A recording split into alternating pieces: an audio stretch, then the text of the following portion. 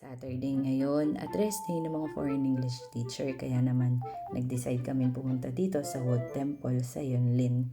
Kasama ko dito si Teach Zel, Teach Paul, and Teach Ann.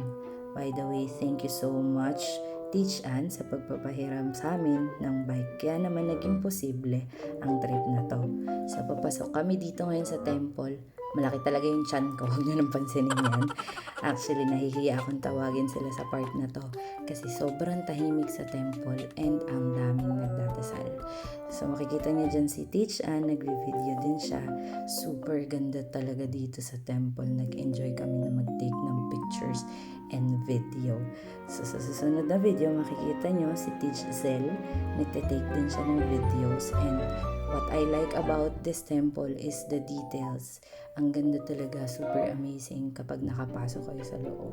Hindi na kami nakapunta sa ibang part pero maraming places na pwedeng puntahan dyan. Dito naman sa video na to, may nadaanan kami na lane na maraming flowers and super ganda. Kaso, hindi ko masyadong na-enjoy kasi may allergic rhinitis ako. So, iwas talaga ako dyan. Kasi, baka pag uwi ko, sinisipon na ako. And yun lang naman, share ko lang yung nangyari this Saturday. I hope you enjoyed. See you in my next video. Bye!